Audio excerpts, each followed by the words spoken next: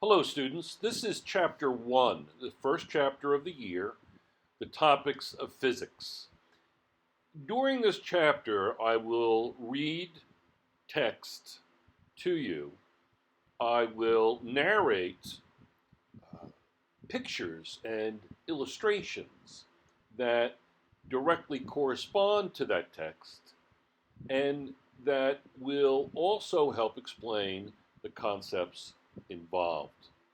It's important to begin this process of reading the chapter early in the unit, the day after the previous test, or right away the first day of school, or whenever. You have to start right away in order to make the most of this. By looking at this video, you are actually reading the chapter. And then you will know ahead of time what the various elements of the chapter are so that you'll be best prepared for the lecture. The illustration here, the runner is in this photograph, is participating in sports science research at the National Institute of Sport and Physical Education in France. The athlete is being filmed by a video camera. The white reflector patches enable researchers to generate a computer model from the video, similar to the diagram.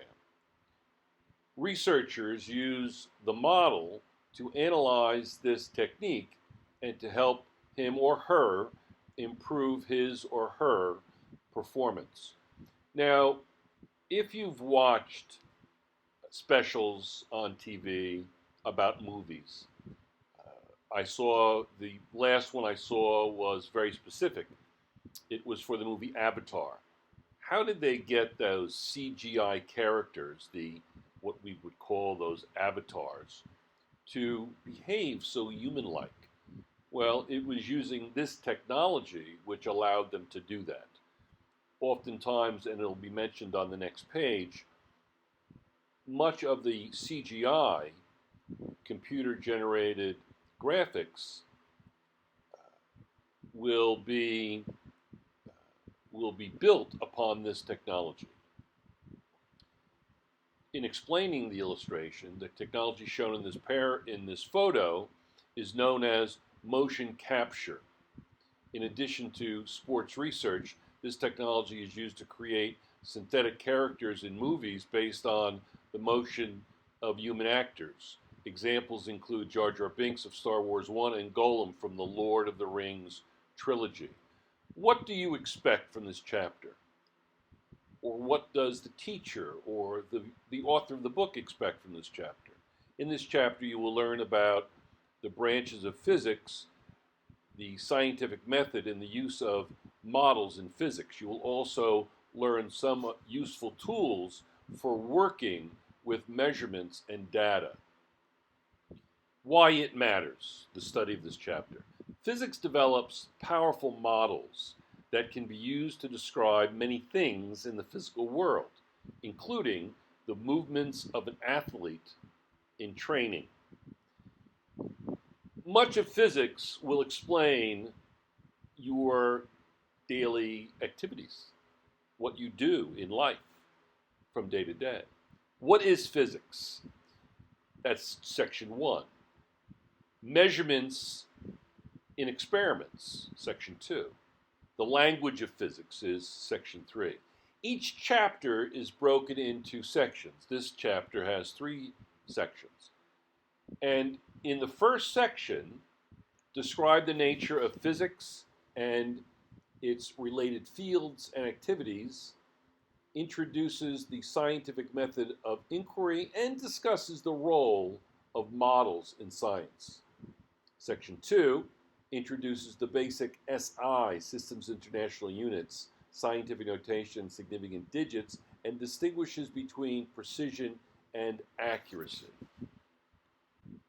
Section 3, the language of physics, presents various ways of summarizing data, including tables, graphs, and equations. uses dimensional analysis to check the validity of expressions, and introduces estimation procedures. Now, this is an overview of Chapter 1. This really gives you a one-sentence understanding of each section, and it's a very important page to read thoroughly. Items to probe: ability to work with decimal numbers and powers of 10, and to draw, read, and interpret graphs. Ask students to calculate. 3 times 10 to the negative fifth times 5 times 10 to the eighth. 3 times 5 is 15. 10 to the negative fifth times 10 to the negative times 10 to the eighth is going to be 10 to the third. Simple stuff. Chapter preview. Now this, I want to spend a little time on this particular page. This is the chapter preview. And as you can see, there's 3 sections. Now, each section is divided into subsections. And you'll notice that when we get to the chapter, those subsections have red, bold letters above the reading. And it's very obvious. And so this particular chapter has 2 subsections per section.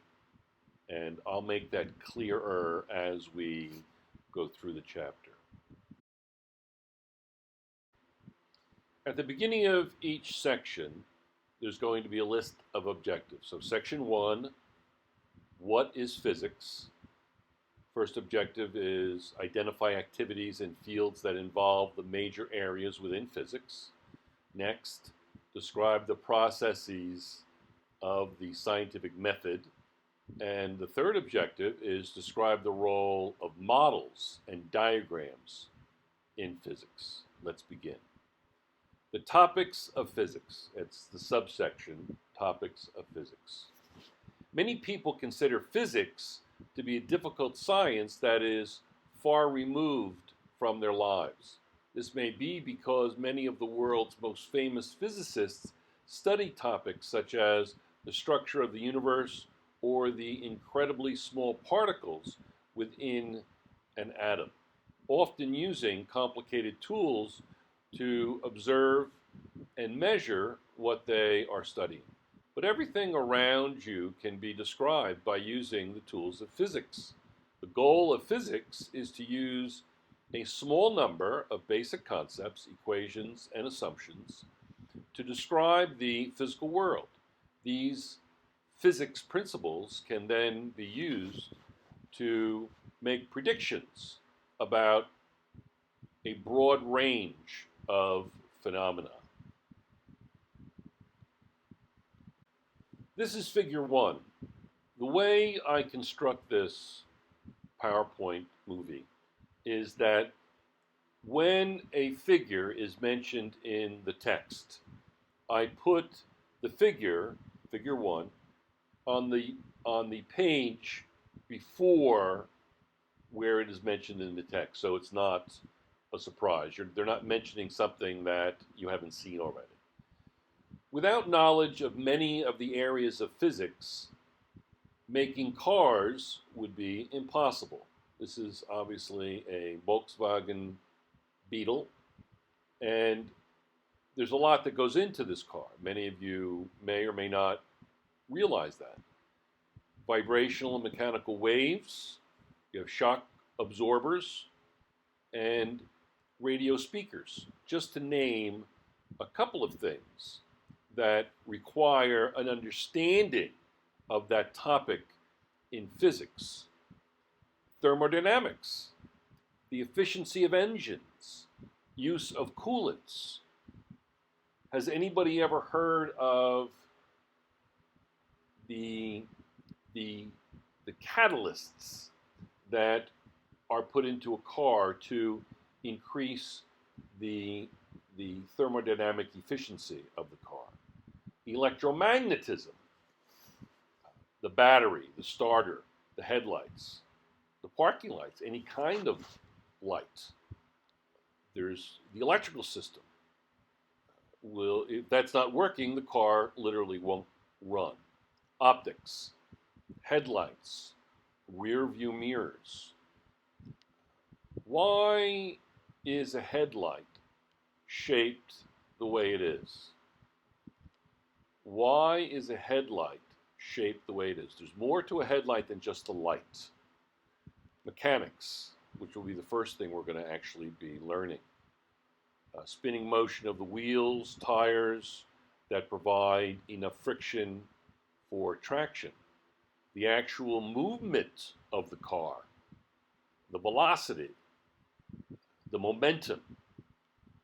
God forbid you get into an accident. Why do you have safety features in a car? Many physicists study the laws of nature simply to satisfy their curiosity about the world we live in.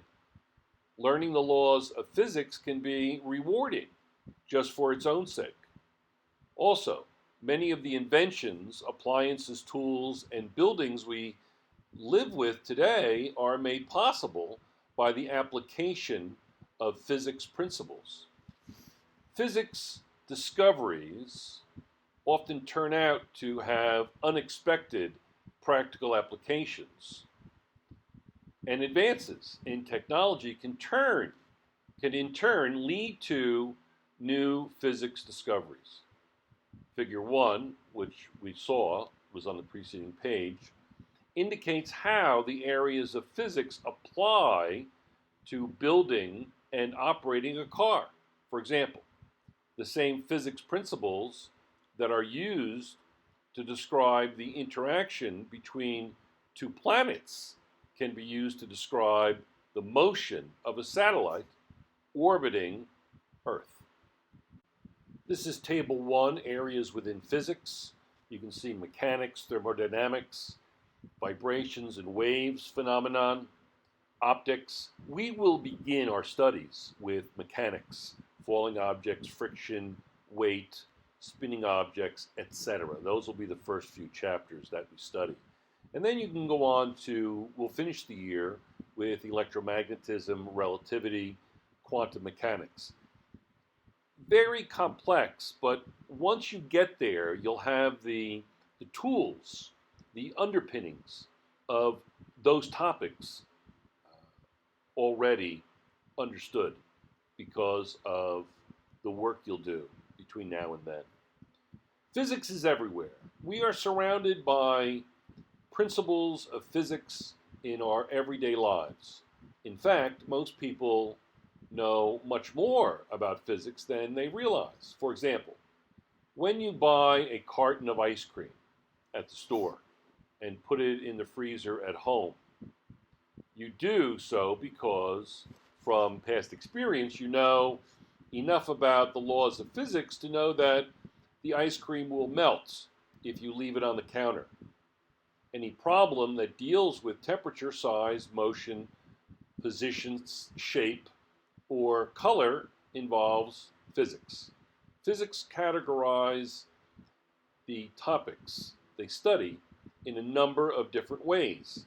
Table 1, which you've seen, shows some of the major areas of physics that will be described in this book. Figure 2, sailboat designers rely on knowledge from many branches of physics. You can see dozens of things going on. Rotational dynamics is a major part of it, including distance, time, velocity, speed, acceleration. People who design, build, and operate sailboats, such as the one shown in Figure 2, need a working knowledge of the principles of physics. Designers figure out the best shape for the boat's hull so that it remains stable and floating, yet quick moving and maneuverable. This design requires a knowledge of the physics of fluids. Determining the most efficient shapes for the sails and how to arrange them requires an understanding of the science of motion and its causes. Balancing loads in the construction of sailboats requires knowledge of mechanics. Some of the same physics principles can also explain how the keel keeps the boat moving in one direction, even when the wind is from a slightly different direction. Now, the structure of the hull and the maintenance of the hull and the design of the hull is fluid dynamics. But what about the sail? Is there any fluid dynamics involved in the making, maintenance, and design of the sail? Does that involve any knowledge of fluids? Here is a picture. This is figure 3, and it goes through the idea of the scientific method. You make an observation and collect data that lead to a question. Then you formulate and objectively test hypotheses by experiments. Then you interpret the results and revise the hypothesis if necessary. State a conclusion in a form that can be evaluated by others. And when you really get it heavily into the physics, you'll find that the first 3 steps you'll do 10, 20, 30, 40, 50 times. And the last one is really when you're done, when you're finished. But conclusions are not routinely made when you're doing physics, when you're experimenting or on a concept for years. You might conclude after you're all finished and ready to move on to the next idea. So it's very cyclical. The scientific method is extremely cyclical. And it's really the first part, in this particular slide, it's the question, the hypothesis, the experiments. Those are the very essence of the scientific method. And then you revise and repeat, and you go on to the next. Here are some of the scientists who have helped create what we have come to know as the scientific method. And the scientific method, when scientists look at the world, they see a network of rules and relationships that determine what will happen in a given situation. Everything you will study in this course was learned because someone looked out at the world and asked questions about how things work. There is no single procedure that scientists follow in their work. However, there are certain steps common to all good scientific investigations. These steps, called the scientific method, are summarized in figure 3. These simple charts, or these simple charts as I showed you, are an easy way to understand. But in reality, most scientific work is not so easily separated. Sometimes exploratory experiments are performed as a part of the first step in order to generate observations that can lead to a focused question. So don't think of the scientific method as a strict recipe in order to make your great cake. It is much more than that, much more involved than that. A revised hypothesis may require more experiments. Physics uses models that describe phenomena.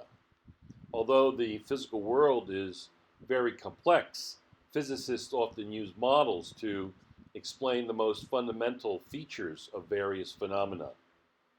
Model, a pattern, plan, representation, or description designed to show the structure or workings of an object, system, or concept. Physics has developed powerful models that have been very successful in describing nature. Many of the models currently used in physics are mathematical models. Here's a basketball game in figure 4. This basketball game involves great complexities. Beautiful blue sky, under the lights, outdoors. The ball is moving through the air. gripped by the player. He looks like he's about to shoot. He may have been getting a rebound. So we have to analyze this idea. What's happening to the ball? Here's Michael Jordan, an old picture. We used to call him Air Jordan, and he's going to maybe perhaps dunk the basketball through the hoop, and he's jumping. He's in the air. How long is he in the air? What do you think? 2, 3, 4 seconds? That's a question we're going to ask. It's called hang time. Hang time. How long is a basketball player in the air that jumps? Simple models are usually developed first. It is often easier to study and model parts of a system or phenomenon one at a time. These simple models can then be synthesized into more comprehensive models. When developing a model, physicists must decide which parts of the phenomena are relevant and which parts can be disregarded. For example, let's say you wish to study the motion of the ball shown in Figure 4. Many observations can be made about the situation, including the ball's surroundings, size, spin, weight, color, time in the air, speed, and the sound when hitting the ground. Figure 5 shows a basketball player shooting a basketball into the hoop. Notice the shape of the trajectory. It's very parabolic. It's a typical projectile motion arc, and you can do tests on it if you know the angle, the distance, that sort of thing, using trigonometry. The first step towards simplifying this complicated situation is to decide what to study. That is, to define the system. System, a set of particles or interacting components considered to be a distinct physical entity for the purpose of study. Typically, a single object and the items that immediately affect it are the focus of attention. For instance, suppose you decide to study the ball's motion in the air before it potentially reaches any of the other players, as shown in Figure 5a on the left. To study this situation, you can eliminate anything except information that affects the ball's motion. So there are many measurements you can take when you shoot this basketball. Ask the students to compare the photograph in section 5A with the photograph in Figure 4. There's the Figure 4 photograph. Point out that the details relevant to the study of the ball's motion are the direction that the ball was thrown, the forces on the ball's spin, the ball's location at every instant, and the ball's shape, size, mass, and the air surrounding the ball. So 5A is on the left and 5B is on the right. You can see that it reaches its height in 5B where I have the circle. That would be the maximum height that the ball reaches. Now, the question, which of these details are ignored in the diagram of the ball's motion in Figure 5B for the purpose of simplification? So which of these details are ignored in the diagram of the ball's motion in Figure 5B? Size, spin, and air resistance normally affect the ball's flight. However, as a first approximation, the study focuses on the trajectory of a model ball and assumes that the effects of air resistance and spin are negligible. Here is Figure 5 again. Notice the player on the left shooting the ball, and then the isolated model on the right. The isolated model on the right. You can disregard characteristics of the ball that have little or no effect on its motion, such as the ball's color. In some studies of motion, even the ball's spin and size are disregarded, and the change in the ball's position will be the only quantity investigated, as shown in Figure 5b. In effect, the physicist studies the motion of the ball by first creating a simple model of the ball and its motion. Unlike the real ball, the model object is isolated. It has no color, spin, or size, and it makes no noise on impact. Frequently, a model can be summarized with a diagram like the one in Figure 5b. Another way to summarize these models is to build a computer simulation or small-scale replica of the situation. Without models to simplify matters, situations such as building a car or sailing a boat would be too complex to study. For instance, analyzing the motion of a sailboat is made easier by imagining that the push on the boat from the wind is steady and consistent. The boat is also treated as an object with a certain mass being pushed through the water. In other words, the color of the boat, the model of the boat, and the details of its shape are left out of the analysis.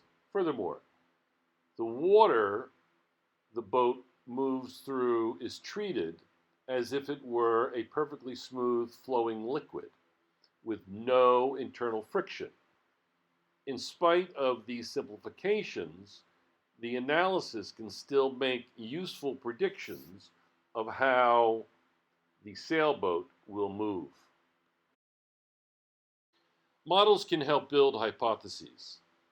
A scientific hypothesis is a reasonable explanation for observations, one that can be tested with additional experiments. Hypothesis, an explanation that is based on prior scientific research or observations, and that can be tested. The process of simplifying and modeling a situation can help you determine the relevant variables and identify a hypothesis for testing. Consider the example of Galileo's thought experiment, in which he modeled the behavior of falling objects in order to develop a hypothesis about how objects fell.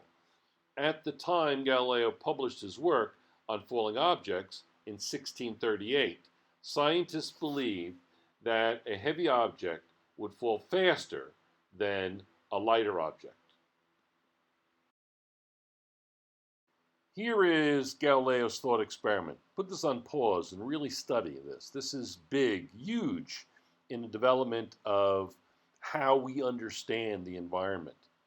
On the left is Galileo's thought experiment, and on the right is Galileo's hypothesis. Figure 6, the caption reads, if heavier objects fell faster than slower ones, would two bricks of different masses tied together fall slower or faster than the heavy bricks alone? So you're comparing B, C, and A. Because of this contradiction, Galileo hypothesized instead that all objects fall at the same rate as in D. So if heavier objects fell faster than slower ones, would two bricks of different masses tied together fall slower, as in B, or faster, as in C, than the heavy bricks alone, as in A? Galileo imagined two objects of different masses tied together and released at the same time from the same height, such as the two bricks of different masses as shown in Figure 6. Suppose that the heavier brick falls faster than the lighter brick when they are separate, as in A. When tied together, the heavy brick will speed up the fall, and the lighter brick somewhat, and the lighter brick will slow the fall of the heavier brick somewhat. Thus, the tied brick should fall at the rate in between that of either brick alone, as in B. However, the two bricks together have a greater mass than the heavier brick alone. For this reason, the tied brick should fall faster than the heavier brick, as in C. Galileo used this logical contradiction to refute the idea that different masses fall at different rates. He hypothesized instead that all objects fall at the same rate in the absence of air resistance, as in D. Models help guide experimental design. Galileo performed many experiments to test his hypothesis. To be certain he was observing differences due to weight, he kept all other variables the same. The objects he tested had the same size but different weights and were measured falling from the same point. The measuring devices at that time were not precise enough to measure the motion of the objects falling in air. So Galileo used the motion of a ball rolling down a ramp as a model of the motion of the falling ball. The steeper the ramp, the closer the model came to representing a falling object. These ramp experiments provided data that matched the predictions Galileo made in his hypothesis. Like Galileo's hypothesis, any hypothesis must be tested in a controlled experiment. A controlled experiment, an experiment that tests only one factor at a time by using a comparison of a control group with an experimental group. In an experiment, to test a hypothesis, you must change one variable at a time to determine what influences the phenomenon you are observing. Galileo performed a series of experiments using balls of different weights on one ramp before determining the time they took to roll down a steeper ramp. So a lot of this is repetition, redoing, recording data. The best physics models can make predictions in new situations until the invention of the air pump. It was not possible to perform direct tests of Galileo's model by observing objects falling in the absence of air resistance. Did you know, these pop up throughout the chapter, in addition to conducting experiments to test their hypothesis, scientists also research the work of other scientists. The steps of this type of research include identifying reliable sources, searching the sources to find references, checking for opposing views, documenting sources, presenting findings to other scientists for review and discussion. This illustrates one of the most important aspects of experimentation, and that is replication. Can your findings, you discover the cure for cancer, but is that cure worth anything if another scientist cannot replicate your experiment? So the ability of another scientist to replicate your work is very important. But even though it was not completely testable, Galileo's model was used to make reasonable, accurate predictions about the motion of many objects, from raindrops to boulders, even though they all experience air resistance. A misconception alerts. This is from the teacher's edition. I put these in throughout the presentation. Point out that even when the results of an inquiry appear convincing, the conclusions must be formulated carefully by specifying the circumstances under which the experiment was performed and the reasoning that led to accepting or refuting the evidence. Ask students which variable was manipulated when vacuum pumps made it possible to test Galileo's hypothesis, air resistance. Even if some experiments produce results that support a certain model, at any time another experiment may produce results that do not support the model.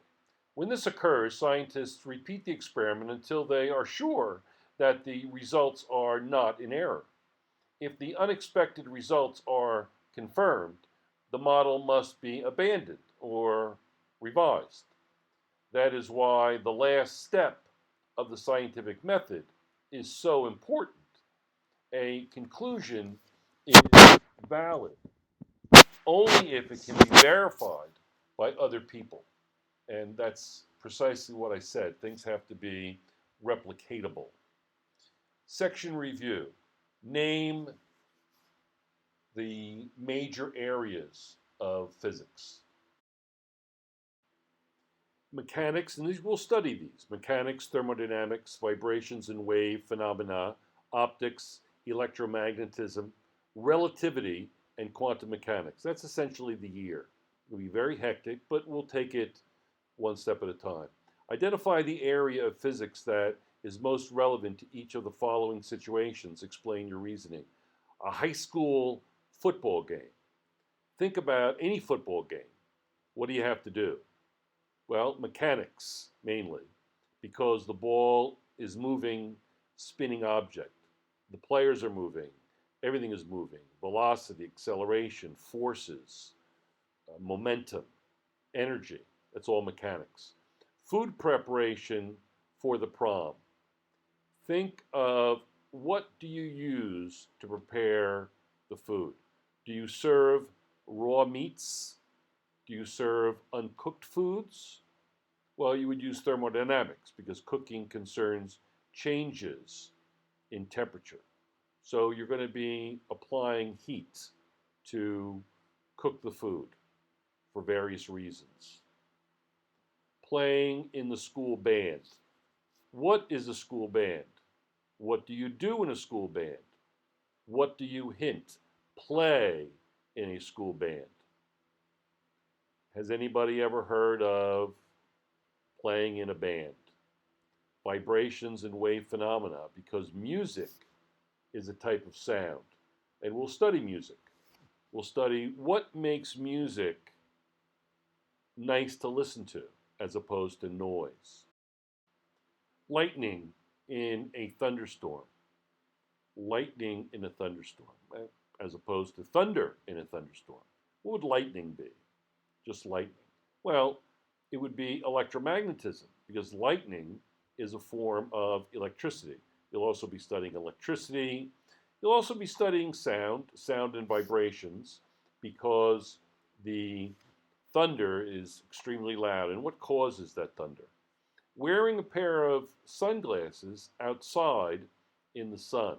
What do sunglasses do? What do polarized sunglasses do? What are polarized sunglasses? Because the lenses decrease the light intensity that reaches your eye. What's the difference between regular sunglasses and polarized sunglasses and 3D glasses that you have in the theater? What are the activities involved in the scientific method? Well, the first thing is going to be you're going to make an educated guess based on your observations. So observing, you're going to be observing and collecting data in terms of observations. Formulating and testing a hypothesis, interpreting the results and revising the hypothesis, stating a conclusion. Give 2 examples of ways that physicists model the physical world. 2 examples of the ways that physicists model the world. How do they build models? Well, the answers could include things like diagrams, equations, and computer simulations. Your answers may differ, but we'll discuss those answers in class. Critical thinking. Identify the area of physics involved in each of the following tests of a lightweight metal alloy proposed for use in sailboat hulls. A. Testing the effects of a collision on the alloy. Identify the area of physics involved in each of the following tests.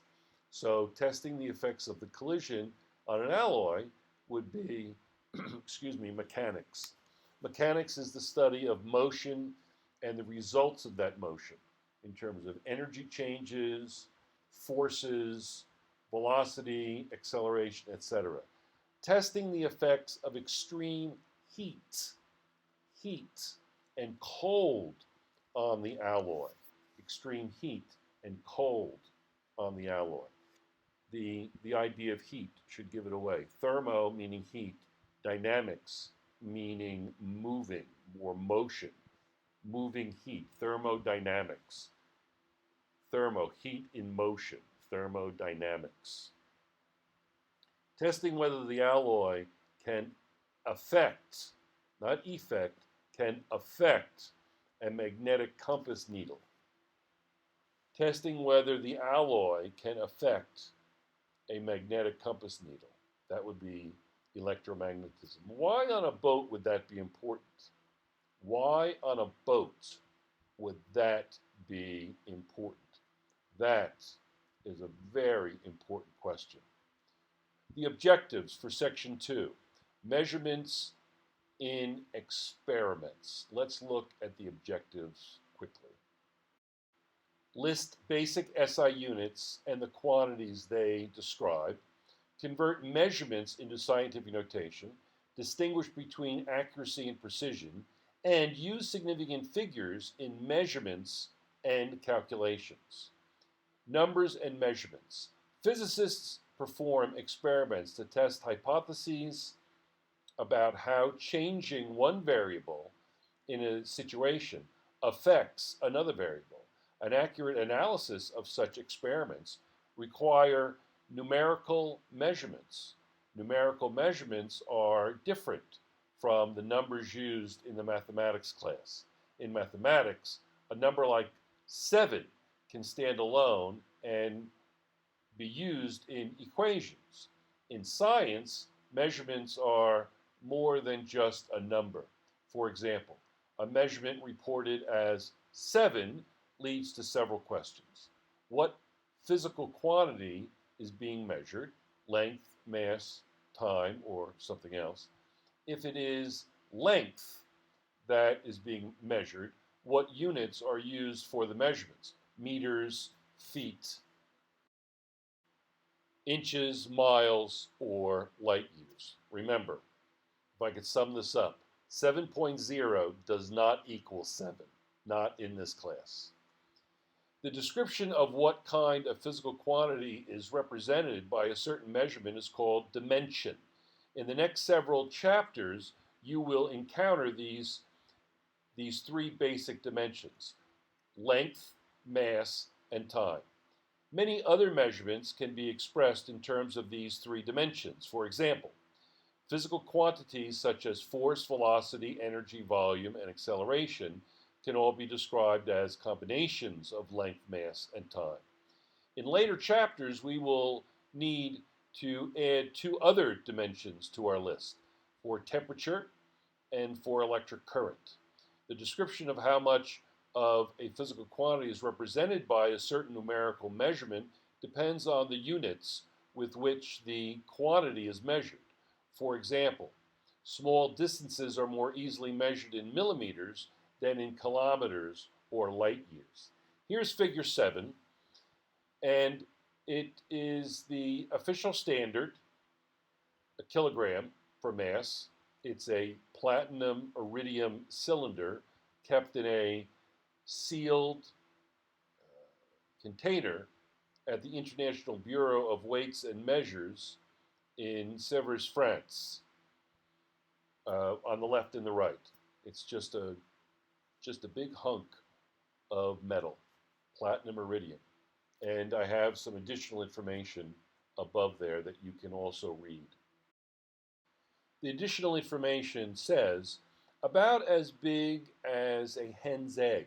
The original kilo was cast in platinum iridium alloy, polished and honed, then locked in the basement of the BIPM, Bureau International des Poids et Mesures. I did not pronounce that correctly, in Sèvres, France.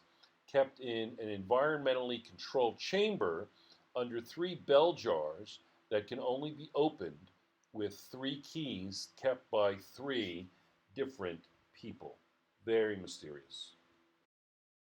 SI is the standard measurement system for science.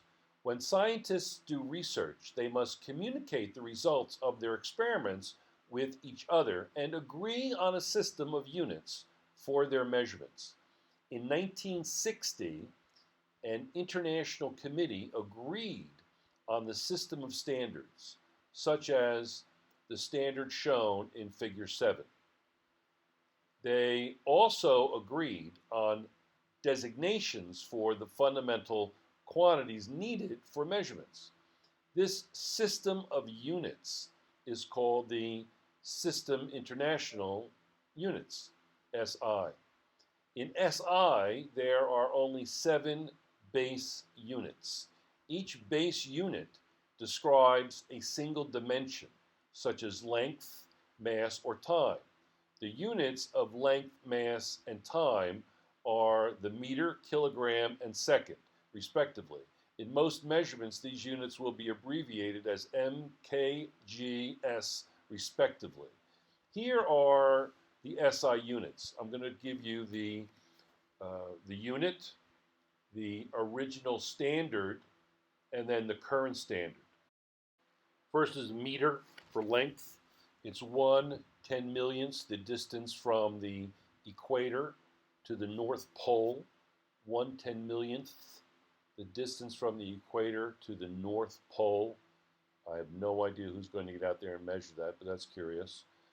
Now, the current standard is the distance traveled by light in a vacuum in 3.3356409 times 10 to the negative 9th seconds.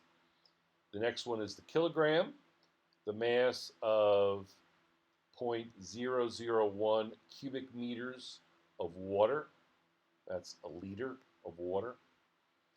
The mass of a specific platinum iridium alloy cylinder that I showed you earlier. Platinum iridium alloy cylinder, fairly dense. Next is the second, which is 1/60th times 1/60th times 1/24th times the average solar day, and that's going to be the original standard. The new standard is 9,192,631,770 times the period of a radio wave emitted from a cesium-133 atom. These units are defined by the standards described in Table 2 and are reproduced so that every meter stick, kilogram mass, and clock in the world is calibrated to give consistent results. We will use SI units throughout this book because they are the most universally accepted in science and industry.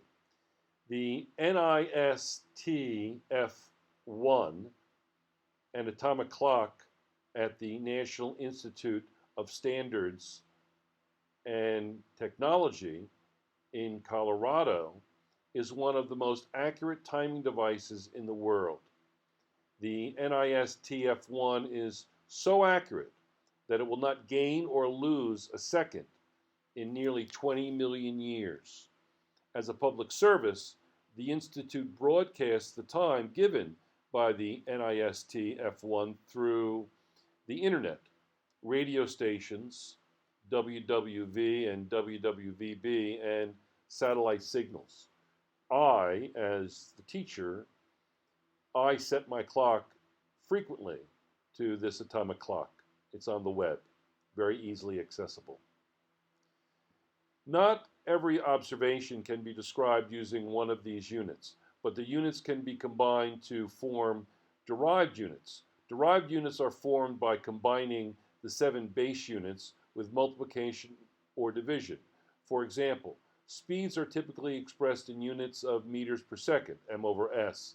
In other cases, it may appear that a new unit that is not one of the base units is being introduced, but often these new base units merely serve as shorthand ways to refer to the combinations of units.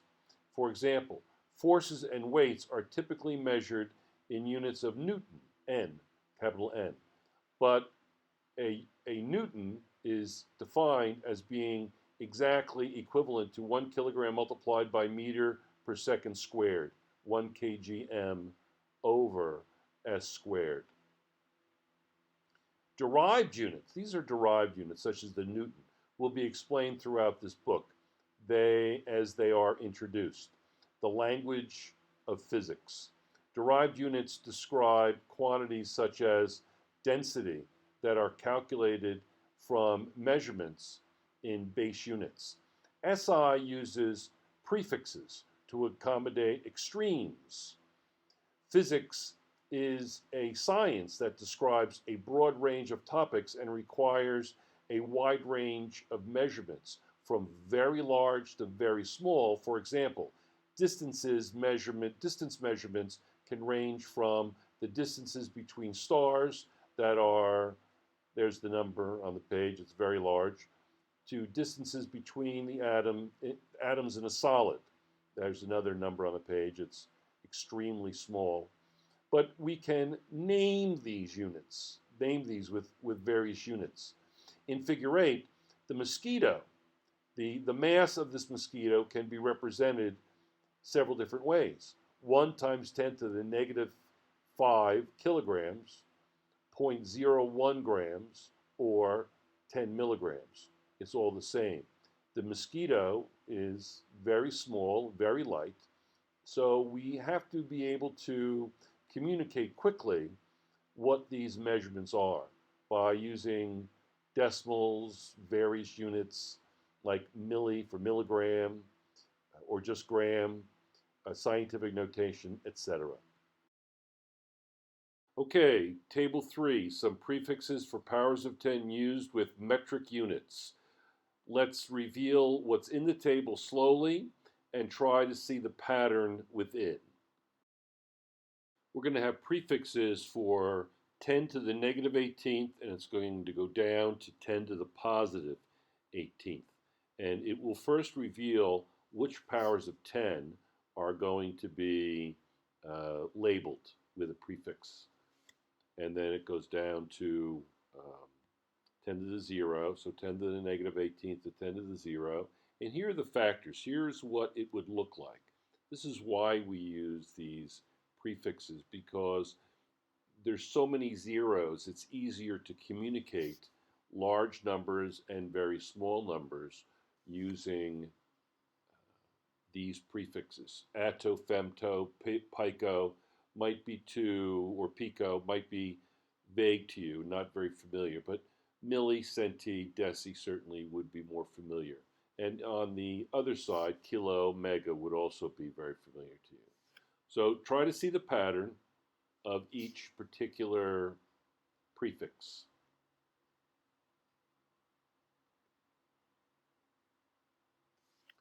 Now, after I finish this table, I'll just start another table. So you have giga, tera, those are very familiar with the new storage capacity for computers. And this is just a review of what we did. Again, this goes from 10 to the positive 18th to 10 to the negative 18th. Okay, so the most important thing here is to see the pattern in the table. And it's easier to remember the application for each individual prefix and power of 10. Because the numbers can be extremely difficult to read and write, they are often expressed in powers of 10, such as 10 to the 17th meters or 10 to the negative 9th meters. Another approach commonly used in SI is to combine the units with prefixes that symbolize certain powers of 10, as illustrated in figure 8. The most common prefixes and their symbols are shown in table 3. For example, the length of a housefly is 5 times 10 to the negative 3rd meters. It's equivalent to 5 millimeters mm, and the distance of a satellite is 8.25 times 10 to the 5 meters from the Earth and can be expressed as 825 kilometers, or km. A year, which is about 3.2 times 10 to the 7 seconds, can also be expressed as 32 megaseconds. Converting a measurement from its prefix form is easy to do. You can build conversion factors from any equivalent relationship, including those in Table 3. Just put the quantity on one side of the equation in the numerator and the quantity on the other side in the denominator, as shown below for the case of the conversion 1 millimeter equals 1 times 10 to the negative 3 meters. Because these two quantities are equal, the following equations are also true. 1 millimeter over 10 to the negative third meters equals 10 to the negative third meters over 1 millimeter. Thus, any measurement multiplied by either one of these fractions will be multiplied by 1. The number and the unit will change, but the quantity described by the measurement will stay the same. What you want to take away from this is each fraction, each ratio, for instance, 1 millimeter, 10 to the negative third meters, that is a factor of 1. So if I multiply something by 1, I'm not changing its inherent value because of the multiplicative property of 1. That's really what you want to take away from this. When you're making a conversion, you're going to multiply by a ratio which equals 1. It's equivalent to 1. It's called a factor of 1. To convert measurements, use the conversion factor that will cancel with the units you are given to provide the units you need, as shown in the example below. Typically, the units to which you are converting should be placed in the numerator. It is useful to cross out units that cancel to help keep track of them. So this is actually a very basic idea. It's very mathematical. The letters act like numbers. So if they don't cancel as you want them to, based on factoring, if it's 2 over 2, they can cancel, for instance. So then you get some nonsense number where the units are millimeters squared over meters. That's not anything like what you want. So if the units don't cancel, it's a foolproof method to know that you're doing something wrong. So the units that do cancel, you'd put it in the numerator is what you want to add, meters. Millimeters is what you want to cancel. You put those in the denominator, and that's as simple as that. And then you have your factors of 1. The millimeters will cancel, and you'll be left with 37.2 times 10 to the negative third meters. And that's as simple as that. You move your decimal point over, and it becomes 3.72 times 10 to the negative 2 meters. And that's as simple as that. Both dimensions and units must agree. Measurements of physical quantities must be expressed in units that match the dimensions of that quantity. For example, measurements of length cannot be expressed in units of kilogram because units of kilogram describe the dimensions of mass. It is very important to be certain that a measurement is expressed in units that refer to the correct dimension. One good technique for avoiding errors in physics is to check the units in an answer to be certain that they are appropriate for the dimensions of the physical quantity that is being sought in a problem or calculation. In addition to having the correct dimension, measurements used in calculations should also have the same units. So this is a check. It's a way of checking to see if you're going to manipulate the numbers correctly. If the units cancel, you probably are. Now, this is why it matters. This is a story that is in the chapter. I do these every time I have a chapter. I do why it matters, and it's usually a nice story. And this story tells of a problem that occurred in a in a satellite, not a satellite, a mission, a planned non-human mission to Mars. It was called the Mars Climate Orbiter Mission. And the Spirit and Opportunity rovers have explored the surface of Mars with a variety of scientific instruments, including cameras, spectrometers, magnets, and a rock grinding tool. Here is the Mars Climate Orbiter mission. The $125 million Mars Orbiter mission failed because of a miscommunication about units of measurement.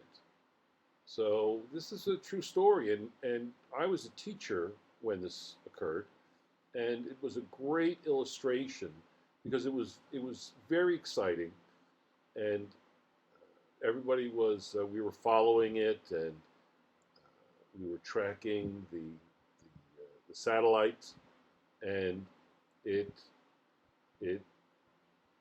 failed simply because there was a problem with the way the measurements were calculated for the trip to Mars. So here's the story. The Mars Climate Orbiter was a NASA spacecraft designed to take pictures of the Martian surface, generate daily weather maps, and analyze the Martian atmosphere from an orbit about 80 kilometers or 50 miles above Mars. It was also supposed to relay signals from its companion, the Mars Polar Lander, which was scheduled to land near the edge of the southern polar cap of Mars shortly after the orbiter arrived. The orbiter was launched from Cape Canaveral, Florida on December 11, 1998. Its thrusters were fired several times along the way to direct it along its path. The orbiter reached Mars 9.5 months later, on September 23, 1999. And it was very exciting. It was launched in the middle of the school year and got there in the beginning of the next school year. Here are some pictures. Here's the actual picture of the rocket blasting off. And here is the path from Earth to Mars. Again, very exciting, and the whole thing failed because of measurements. A signal was sent to the orbiter to fire the thrusters a final time in order to push the spacecraft into orbit around the planet. However, the orbiter did not respond to this final signal. NASA soon determined that the orbiter had passed closer to the planet than intended, as close as 60 kilometers or 36 miles. The orbiter most likely overheated because of friction in the Martian atmosphere and then passed beyond the planet into space, fatally damaged. The Mars Climate Orbiter was built by Lockheed Martin in Denver, Colorado, while the mission was run by a NASA flight control team at the Jet Propulsion Laboratory in Pasadena, California. Here is an artist's rendering of the Mars Climate Orbiter. Kind of a neat looking thing. Review of the failed mission revealed that engineers at Lockheed Martin sent thrust specifications to the flight control team in English units of pounds of force, while the flight control team assumed that the thrust specifications were in newtons, the SI unit for force. Such a problem normally would be caught by others checking and double-checking specifications, but somehow the error escaped notice until it was too late. Unfortunately, communication with the Mars Polar Lander was also lost as the lander entered Martian atmosphere on December 3rd, 1999. And why they were building in English units is anybody's guess. It baffled me that they would use English units. Mars Climate Orbiter during assembly, so that was the assembly process. The failure of these and other space exploration missions reveals the inherent difficulty in sending complex technology into the distant, harsh, and often unknown conditions in space and on other planets. However, NASA has had many more successes than failures. A later Mars mission, the Exploration Rover mission, successfully placed two rovers named Spirit and Opportunity on the surface of Mars, where they collected a wide range of data. Among other things, the rovers found convincing evidence that liquid water once flowed on the surface of Mars. Thus, it is possible that Mars supported life sometime in the past. Here's another shot of the orbiter boost profile for your consideration. You could look at that. That was kind of neat. So it was exciting, but an exciting failure. When determining error, multiply by multiplying measurements of length and width. Be sure the measurements are expressed in the same units. So here are three pictures, A, B, and C. The actual measuring, and then multiplication of some units, centimeters and centimeters, as opposed to centimeters and meters, and then multiplying meters together as well. So you've got to make sure that everything is the same. As an example, consider 9a, figure 9a, which shows two people measuring a room to determine the room's area. Suppose one person measures the length in meters and the other person measures the width in centimeters.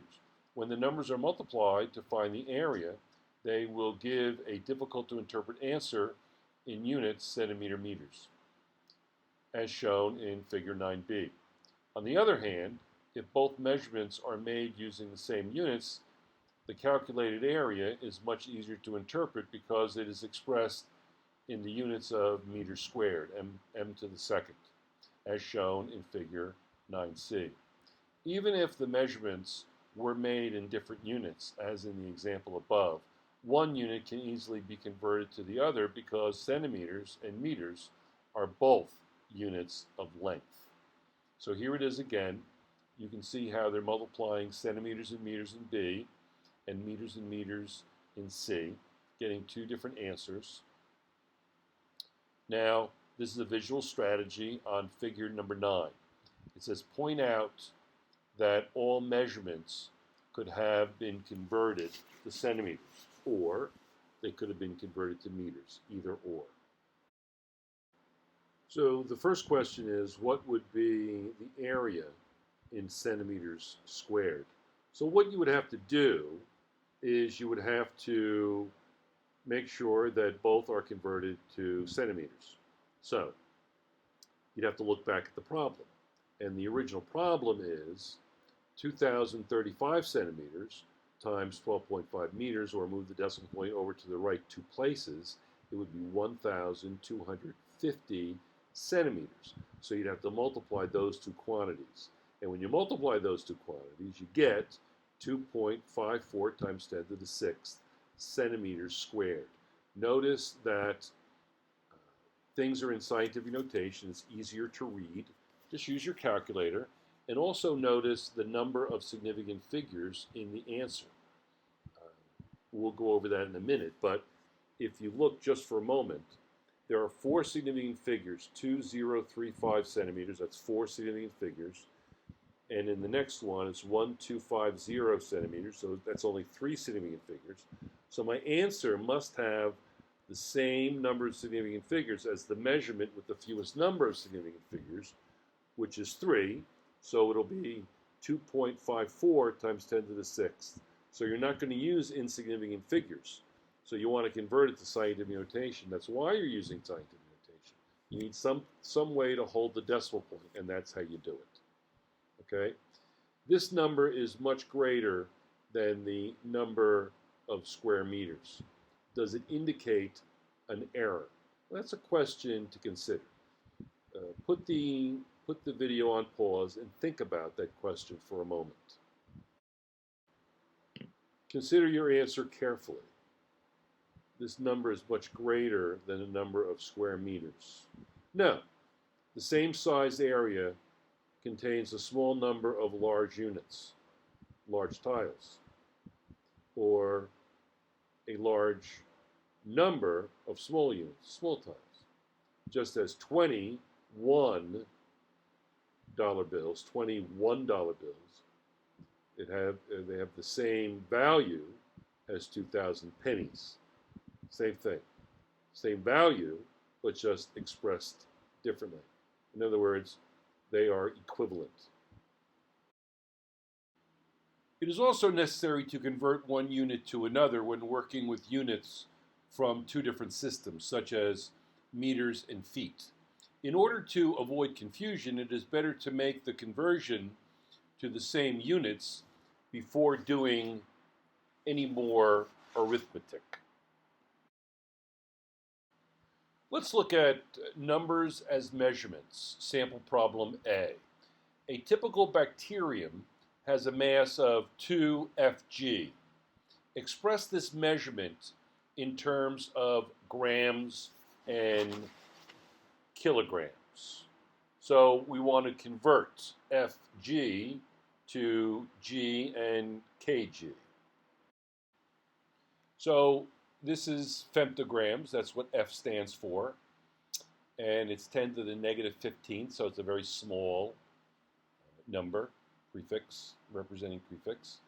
And then you have given is 2 femtograms, that's a mass, femtograms, and you're looking for grams and kilograms to convert it. Build your conversions. Two possibilities are shown. You look at table 3, and then you build, and you 1 times 10 to the negative 15th grams over 1 femtogram, or 1 femtogram over 1 times 10 to the negative 15th grams. Well, I have femtograms, so I'm going to want to take the one on the left. So that will give me the proper units of grams. You see that now I'll be able to cancel my femtograms and add my grams. And that's exactly what happens. You cancel your femtograms, grams are left, and that gives you the proper value of 2 times 10 to the negative 15th grams. You can see it's very simple. 2 times 1 is 2, and then times 10 to the negative 15th grams. And then you do the same thing with kilograms, and that's your answer. Very simple, very reasonable, not a big problem. A human hair is approximately 50 micrometers or micrometers in diameter. Express this diameter in meters. A human hair is approximately 50 micrometers in diameter. Express this diameter in meters. So you choose and set up your two ratios, your conversion factors, your factors of 1, and you use the one that's going to have micrometers in the denominator. So it's 1 times 10 to the 6th meters over 1 micrometer. Micrometers cancel, and you're left with meters, 5 times 10 to the negative 5th meters. If a radio wave has a period of 1 microsecond, what is the wave's period in seconds? So you want to set up your conversion factors.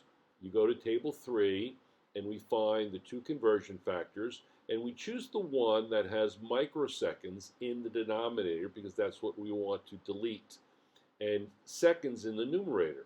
So then you multiply 1 microsecond by that ratio with microseconds in the denominator, and you're left with 1 times 10 to the negative 6th seconds.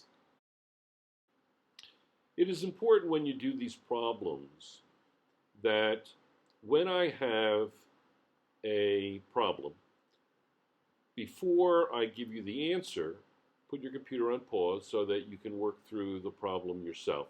It's going to be very important. Make sure you're engaged and active throughout the video. Otherwise, you'll be very bored and you really won't learn much. Also, don't sit down for more than 10 or 15 minutes at a time. Look at the video in chunks. Chunk up the times, 10, 15, 20 minutes at a time. Okay, A hydrogen atom has a diameter of about 10 nanometers. Here are all of my ratios that I'm going to need to do the problem. The first problem says express 10 nanometers in meters. So I'm going to choose the ratio that has nanometers in the diameter and meters in the numerator. So I'm going to choose the one there with nanometers, the first pair, and nanometers has to be in the denominator. So I'm going to multiply 10 nanometers times 1 times 10 to the negative 9th meters over 1 nanometer. Nanometers cancel, and I'm left with 1 times 10 to the negative 8th meters. So now I'm going to take this 1 times 10 to the negative 8th meters forward and change that value to millimeters.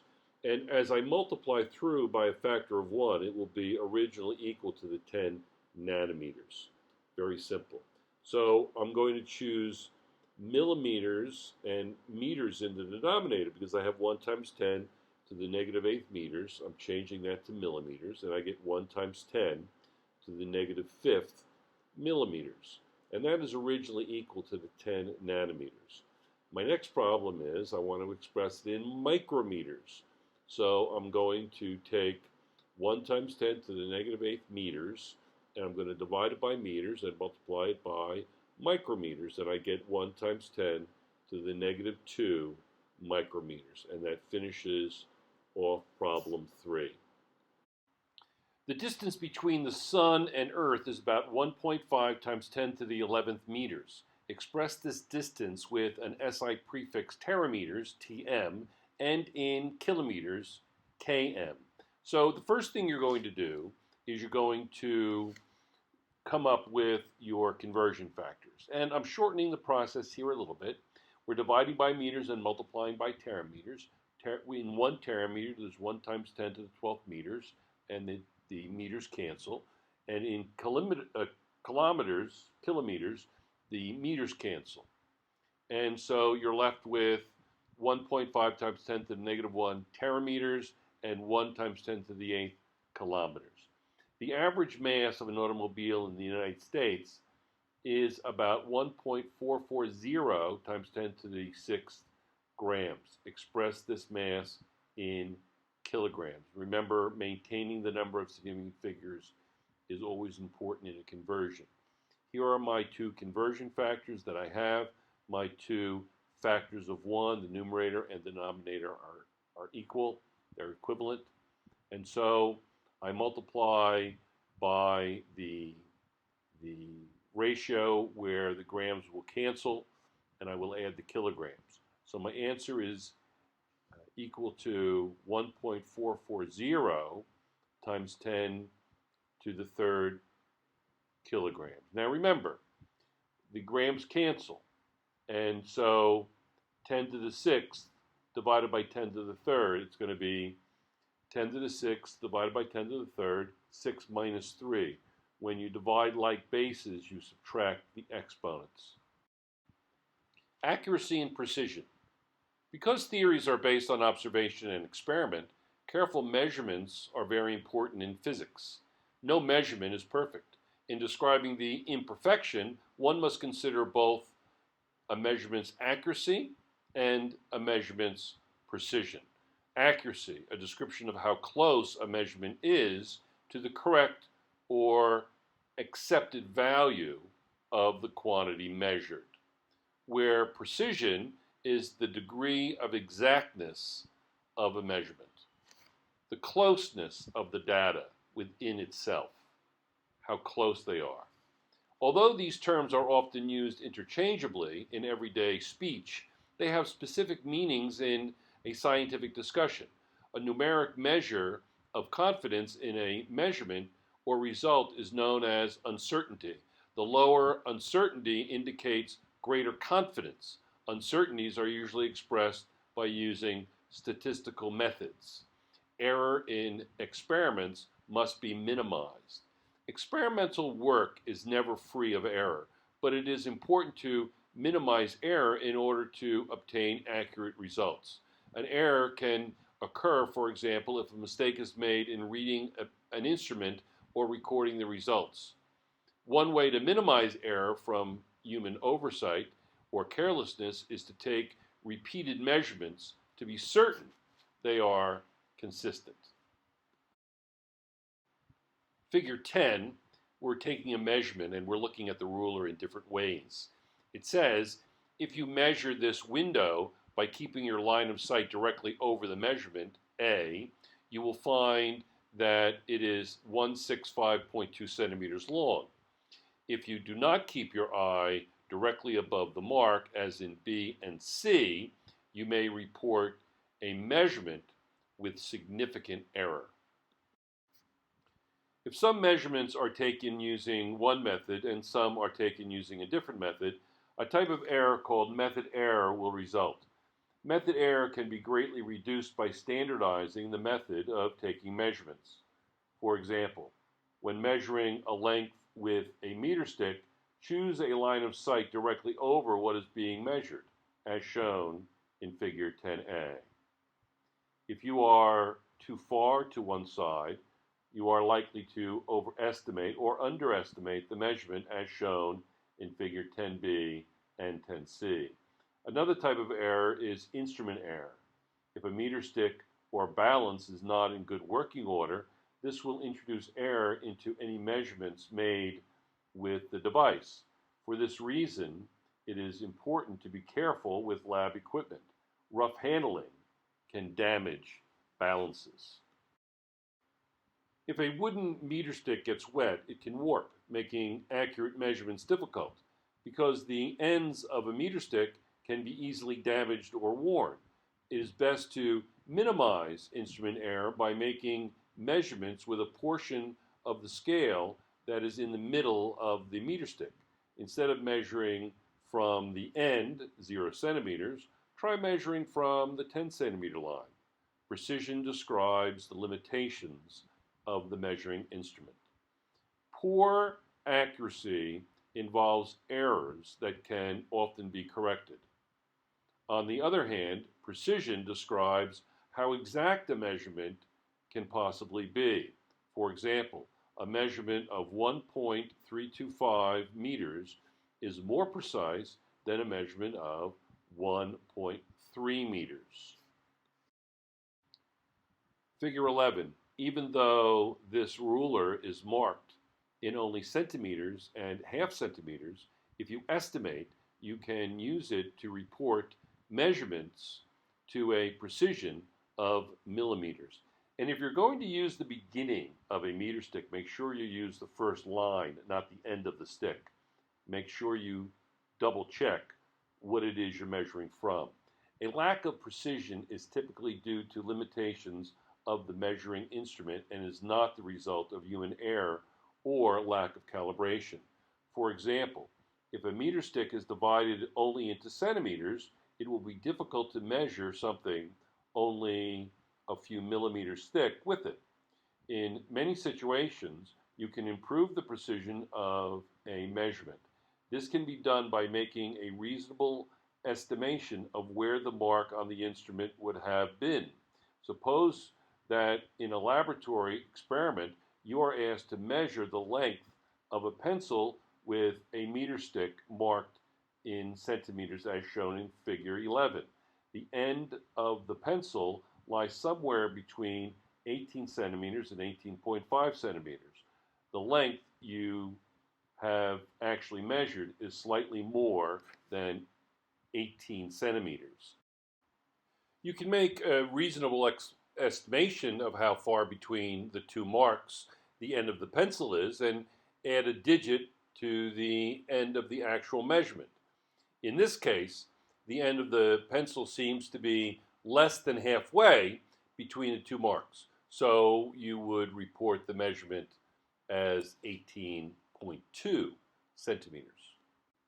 Significant figures help keep track of imprecision. It is important to record the precision of your measurements so that other people can understand and interpret your results. A common convention used in science to indicate precision is known as significant figures. Those digits in a measurement that are known with certainty, plus the first digit that is uncertain. In the case of the measurement of the pencil as about 18.2 centimeters, the measurement has three significant figures. The significant figures of a measurement include all the digits that are actually measured, 18 centimeters plus one estimated digit. Remember, all measurements, regardless of who says, all measurements must be made to one estimated digit, only one estimated digit. Note that the number of significant figures is determined by the precision of the markings on the measuring scale.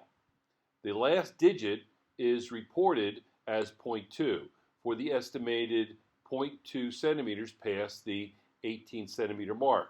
Because this digit is an estimate, the true value for the measurement is actually somewhere between 18.15 centimeters and 18.25 centimeters. When the last digit in a recorded measurement is a zero, it is difficult to tell whether the zero is there as a placeholder or as a significant digit. For example, if the length is recorded as 230 millimeters, it is impossible to tell whether this number has two or three significant digits. In other words, it can be difficult to know whether the measurement of 230 millimeters means the measurement is known to be between 225 millimeters and 235 millimeters, or is known more precisely to be between 229.5 millimeters and 230.5 millimeters. One way to solve such problems is to report all values using scientific notation. In scientific notation, the measurement is recorded to a power of 10, and all of the figures given are significant. For example, if the length of 230 centimeters has two significant figures, it would be recorded in scientific notation as 2.3 times 10 to the second centimeters. If it has three significant figures, it would be recorded as 2.30 times 10 to the second centimeters. Scientific notation is also helpful when the zero is a recorded measurement appears in front of the measured digits. For example, a measurement such as 0.00015 centimeters should be expressed in scientific notation as 1.5 times 10 to the negative 4 centimeters if it has two significant figures. The three zeros between the decimal point and the digit 1 are not counted as significant figures because they are present only to locate the decimal point and to indicate the order of magnitude. So they're decimal place holders. Here is figure 12. If a mountain's height is known with an uncertainty of 5 meters, the addition of 0.20 meters of rock will not appreciably change the height. Next is Table 4, rules for determining whether zeros are significant figures. This table will review the 4 rules the book gives. Zeros between other non-zero digits are significant. And then after this, then they'll give you examples. For instance, the 0 between 5 and the 3. This has 3 significant figures. 50.3 meters is 3 significant figures. And 3.0025 seconds has 5 significant figures. Zeros in front of non-zero digits are not significant. The 0 there is not significant. It has 3 significant figures. 0.0008 milliseconds has 1 significant figure. Zeros that are at the end of the number and also to the right of the decimal are significant. 57.00 grams has 4 significant figures. 2.000000 kilograms has 7 significant figures. Zeros at the end of a number, but to the left of the decimal, are significant if they have been measured or are the first estimated digits. Otherwise, they are not significant. In this book, they will be treated as not significant. Some books place a bar over a zero at the end of the number to indicate that it is significant. This textbook will use scientific notation for these cases instead. However, I, as your teacher, will use a bar, and we'll also have a couple of more rules for significant figures. But these four rules are generally the large bulk of those rules that will help you identify significant figures. 1,000 meters may contain 1 to 4 significant figures depending on the precision of the measurement. But in this book, it will be assumed that the measurements like this have one significant figure. 20 meters may contain 1 or 2 significant figures, but in this book, it will be assumed to have one significant figure. Table 4, visual strategy. Students may need to practice with examples in applying the rules shown in Table 4. It says write each of the examples in scientific notation. Check the number of significant figures. So what I'll do is all of the examples that were given in the table, Table 4, for significant figures, they will be converted. I want you to convert them. Put this on pause and convert them to scientific notation and see where you make mistakes, if you make mistakes at all. So I'll give you 3 seconds per slide, and the first one is 50.3 meters, and that's going to be 5.03 times 10 to the first meters. And I will keep this on. Notice that's times 10 to the 0. Times 10 to the 0. That's the proper scientific notation. So I'll just let this run and see how you do.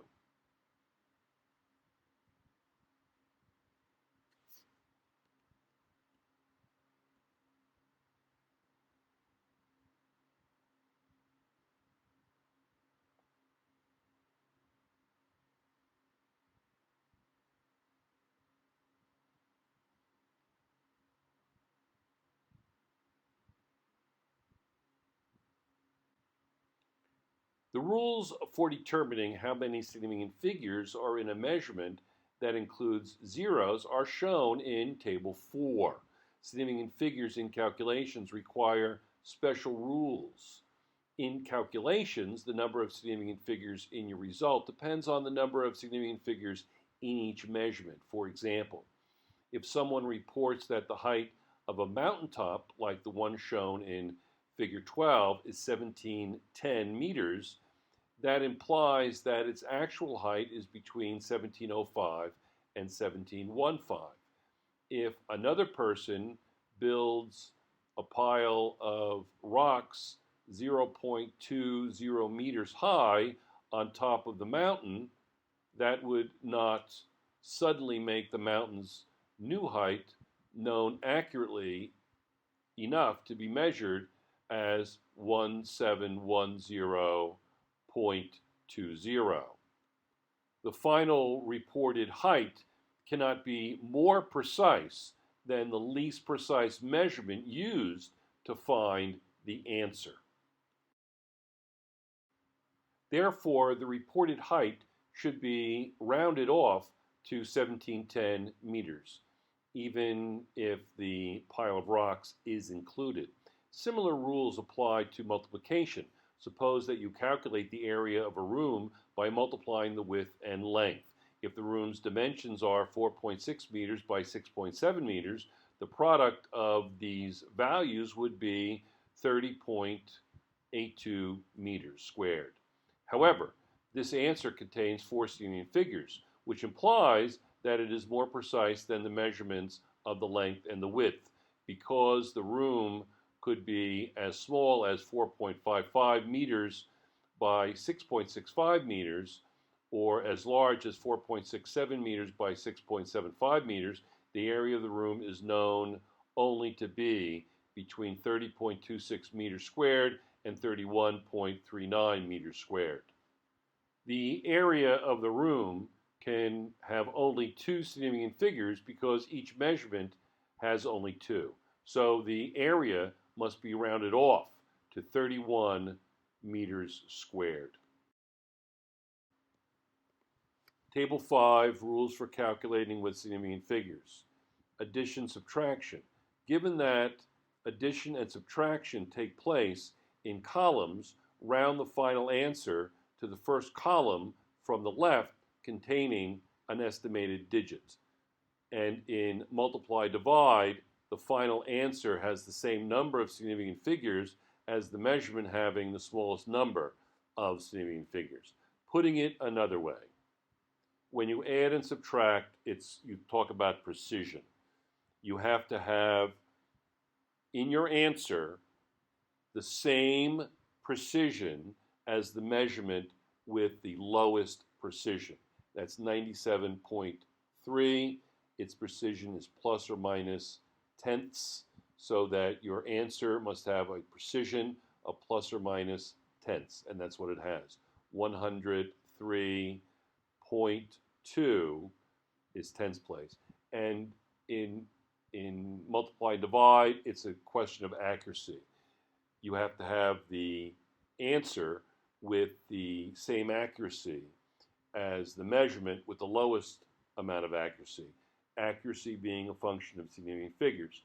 The greater the number of significant figures, the greater the accuracy. The lower the number of significant figures, the lower the accuracy.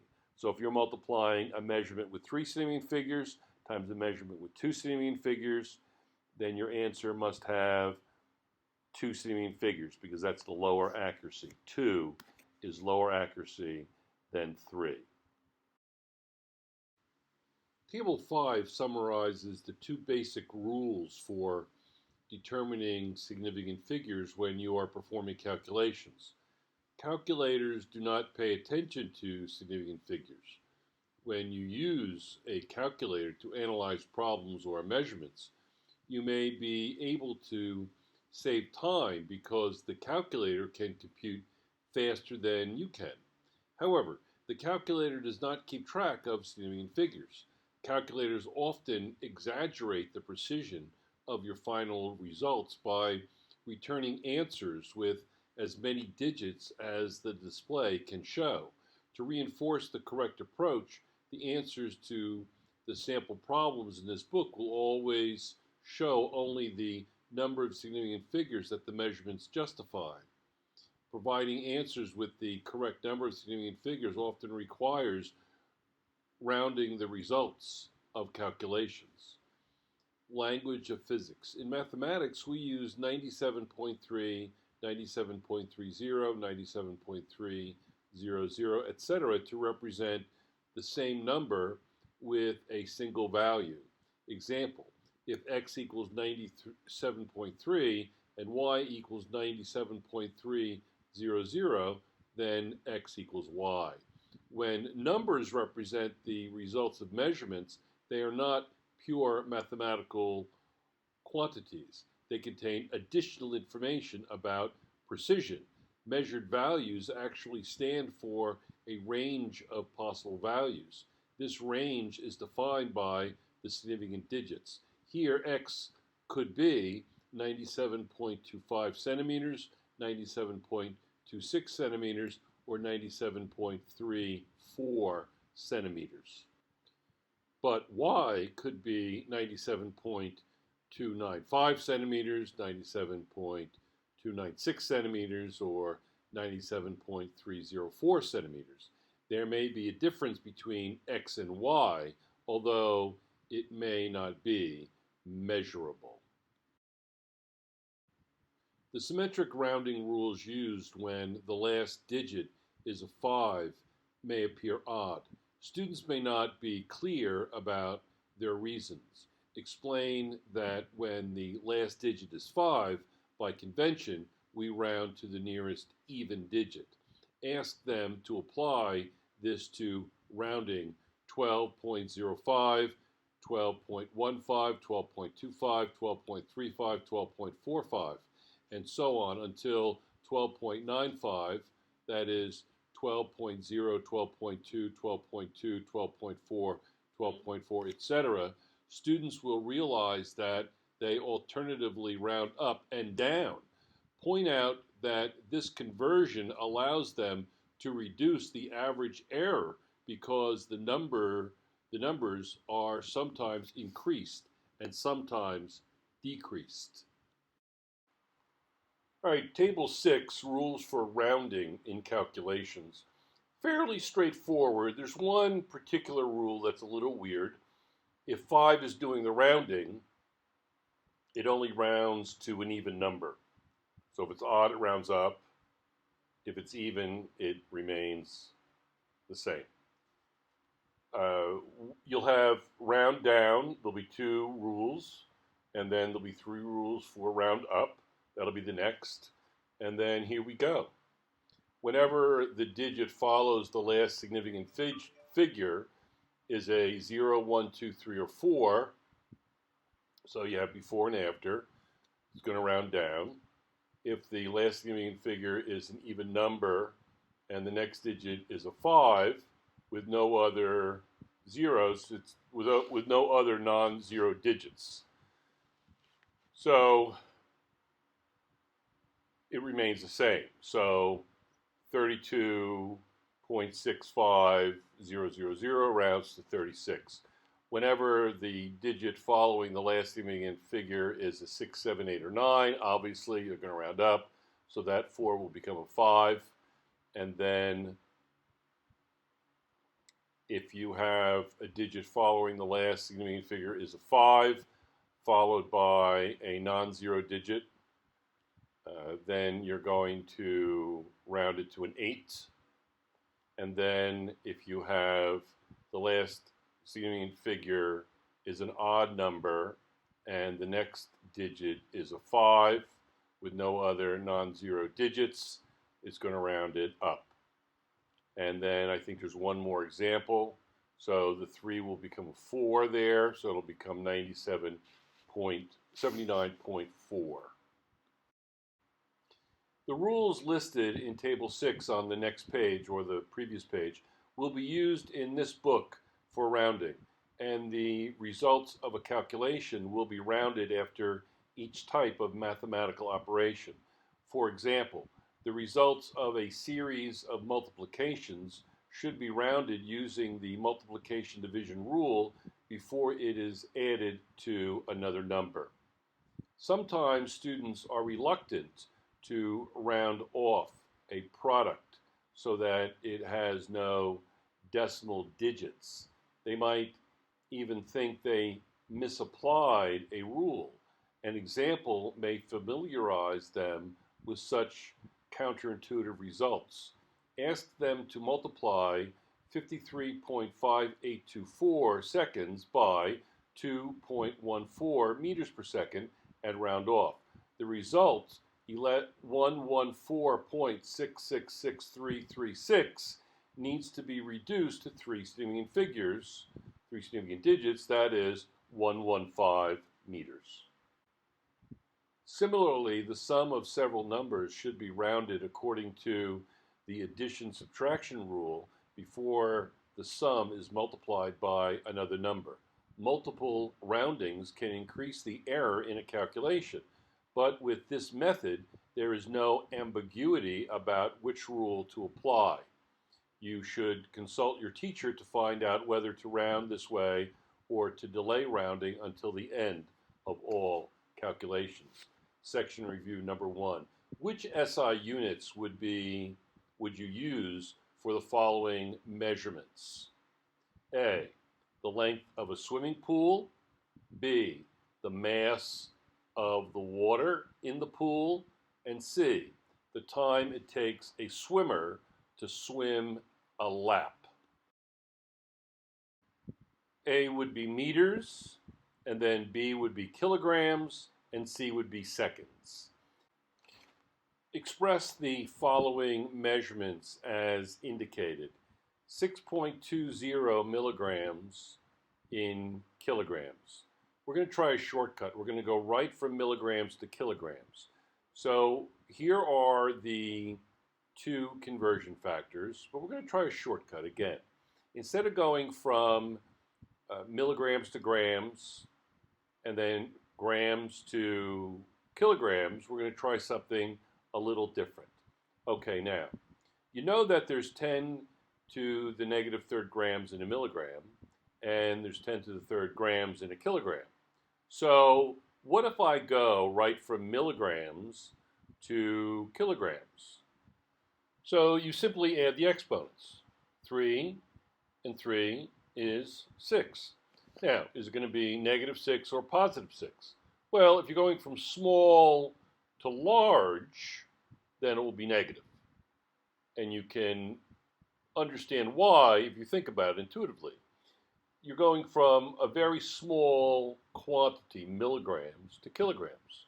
So the negative 6 kilograms would make sense. And you simply have to ask yourself the question, does it make sense relative to the size I started with? Express the following measurements as indicated. 3 times 10 to the negative 9th seconds, and you want to convert that to milligrams. Just a general note here, I like to always use positive exponents wherever I can, then make the correction at the end of the problem. That's not always possible. But anyway, here are the conversion factors, and I'm going to divide by seconds and get milliseconds. And then the next one, I'm going to divide by kilometers and go to meters. And so I'm going to use the one on the right, and that will be 8.8 times 10 to the fourth meters. And then I'm going to do some calculations. So for the first two, it's going to be multiplication division, and that's going to round to 2 significant figures. The next one will also round to 2 significant figures. And then the next one, I want to round to the least precise value, which is 782.45. And so I want to round to hundredths place. So that's the answer. So it's going to be round to 0.92, 2 decimal places. And then the next problem, I want to add these two values. So what am I going to round it to? What place value? It's an addition problem, so I want to round it to tens place because of 734.2. And then 1 decimal place, I know it's weird, but 5 does not round an even number. I know that's a little weird, so it's going to round it to 0.4. Now, critical thing, the following students measure the density of a piece of lead 3 times. The density of the lead is actually 11.34 grams per cubic centimeter. Considering all of the results, which person's results were accurate, which were precise, were any both accurate and precise? So Rachel is A, Daniel is B, and you'll see that A is pretty accurate and precise. Daniel is only precise, very good. And then 0.55, 0.34, 0.04, that's a bit all over the place. So that's not accurate. And is it precise? And the answer would be no, it is not precise. Let's begin. These are the objectives for Section 3, the language of physics. Interpret data in tables and graphs and recognize equations that summarize data. Distinguish between conventions for abbreviating units and quantities. Use dimensional analysis to check the validity of equations. Perform order of magnitude calculations. This is figure 13. This experiment tests Galileo's hypothesis by having 2 balls with different masses drop simultaneously in a vacuum.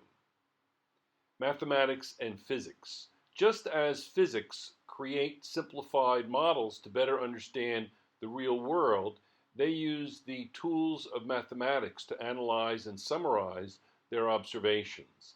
Then they can use the mathematical relationships among physical quantities to help predict what will happen in new situations. Tables, graphs, and equations can make data easier to understand. There are many ways to organize data. Consider the experiment shown in figure 13, which tests Galileo's hypothesis that all objects fall at the same rate in the absence of air resistance. See section 2. In this experiment, a table tennis ball and a golf ball are dropped in a vacuum. This is figure 14 that will be used to answer some questions in the following slide. The graph of these data provides a convenient way to summarize the data and indicate the relationship between the time an object has been falling and the distance it has fallen. Have students verify that the points on the graph correspond to the numbers listed in Table 7. That'll be on the following slide, and this is Figure 14, Visual Strategy. Here's the data, and you can see that the distance the golf ball falls and the distance the table tennis ball falls is essentially the same. So we want to verify that they are consistent with the graph. So we'll look at the graph very quickly again. So here's the graph again, and I do specifically remember, look at the point 80 centimeters on the y-axis and 0.4 seconds on the x-axis. I do remember that point being specific. So they are consistent points relative to the data table. Let's also look at 0.2 and 20. And then what we'll do is we'll quickly check the data table. And there you can see 0.2 on the time and approximately 20 centimeters for both the golf ball and the table tennis. So now let's look at the questions involved in the visual strategy. It says, how far have the balls fallen after a time of 0.225 seconds? So now what we'll do is we'll look back, 0.225 seconds. At 0.225 seconds, it's approximately 26 to 28 centimeters, I would say, by that graph. And it says 26 as read from the graph, and that's fairly consistent with what we read from the graph. So now let's look at the next question. Was the point 00 listed in the data table? How would you justify it? No, we assume that the clock started exactly at the instant the balls were dropped and that the distances were measured from the dropping point. When I made the graph, I put the 00 in myself. That's what I did. I artificially, in order to make the graph look a little sharper, I put the data 00 in before I made the graph. The results are recorded as the set of numbers corresponding to the times of the fall and the distance each ball falls. A convenient way to organize the data is to form a table like Table 7. A clear trend can be seen in the data. The more time that passes after each ball is dropped, the farther the balls fall. One method for analyzing the data in Table 7 is to construct a graph and the distance the balls have fallen versus the elapsed time since they were released. This graph is shown in Figure 14 on the next page. Because the graph shows an obvious pattern, we can draw a smooth curve through the data points to make estimations for times when we have no data. The shape of the graph also provides information about the relationship between time and distance. In order to process the information contained in Table 7, students need to look at the numbers closely. So let's go back at the data table and look at the numbers to prepare for the question. Here's the data table and the time, and let's see, were the data collected at regular time intervals? Well, you can go back and calculate to see whether or not that's true. You can look at the distance between each one, and you will find that the data was taken every 1/15 of a second. According to the distances displayed in the table, did one of the balls appear to fall faster than the other one? Well, I think if I recall correctly, the picture, it looked like one was falling faster than the other. No, the measured distances vary by only one digit in the last significant figure. So not really. If it did look like that, it was pretty much an optical illusion. They fell at approximately the same rate. We can also use the following equations to describe the relationship between the variables in the experiment. Change in position meters equals 4.9, which is half the acceleration due to gravity, times the fall in seconds squared. So the language of this equation allows you to reproduce the graph and make predictions about the change in position for any arbitrary time during the fall. The language of physics. In the first equation on this page, the term change in position stands for vertical distance from the point where the balls were dropped. Likewise, time of fall specifies the number of seconds since the balls were dropped. We use the symbols delta y and delta t to represent the vertical distances between 2 points and the time interval respectively. These symbols are used in the second equation shown on the page. Physics equations describe relationships. While mathematicians use equations to describe relationships between variables, physicists use the tools of mathematics to describe measured or predicted relationships between physical quantities in a situation. For example, one or more variables may affect the outcome of an experiment. In the case of a prediction, the physical equation is a compact statement based on a model of the situation. It shows how two or more variables are thought to be related. Many of the equations in physics represent a simple description of the relationship between physical quantities. To make expressions as simple as possible, physicists often use letters to describe specific quantities in an equation. For example, the letter V is used to denote speed. Sometimes Greek letters are used to describe mathematical operations. For example, the Greek letter delta is often used to mean difference or change in, and the Greek letter sigma is used to mean sum or total. With these conventions, the word equation above can be written as follows. Delta y, that's the change in vertical distance, equals 4.9 times the change in time squared. Students may think that algebraic symbols representing variable quantities must always be the same letters shown in the table.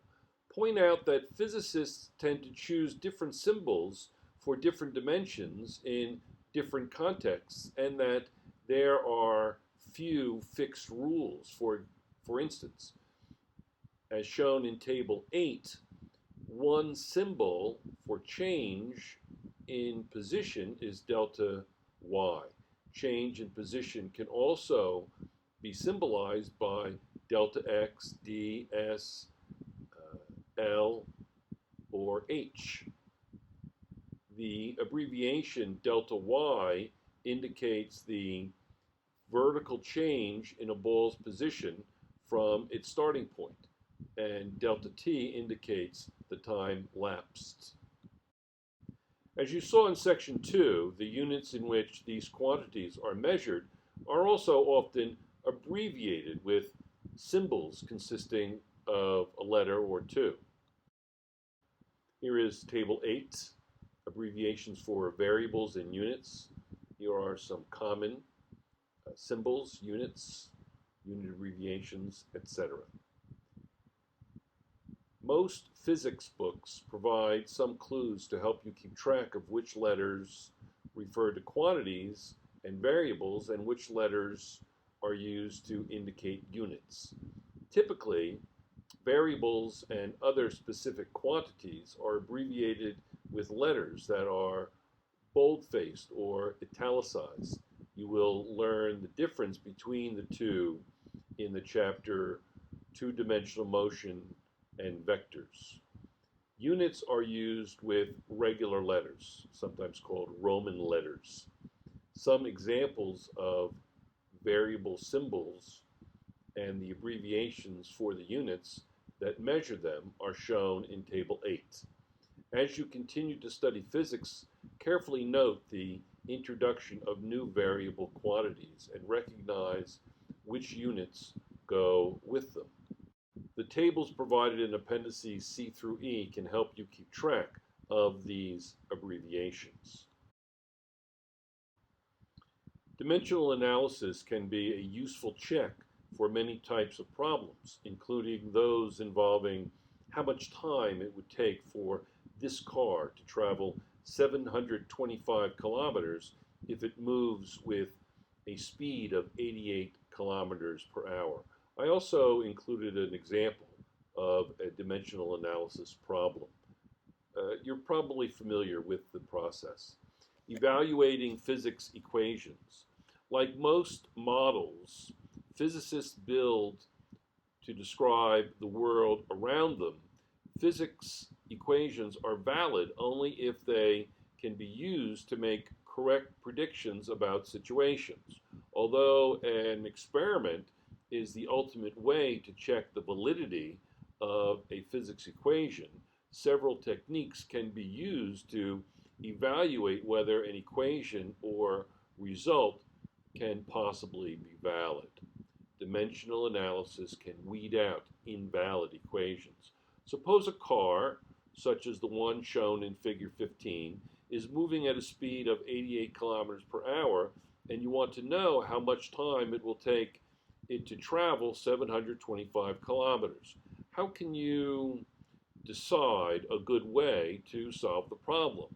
You can use a powerful procedure called dimensional analysis. Dimensional analysis makes use of the fact that dimensions can be treated as algebraic quantities. For example, quantities can be added or subtracted only if they have the same dimensions, and the two sides of any given equation must have the same dimensions. Let us apply this technique to the problem of the car moving at a speed of 88 kilometers per hour. This measurement is given in dimensions of length over time. The total distance traveled has the dimension of length. Multiply these numbers gives the dimensions indicated below.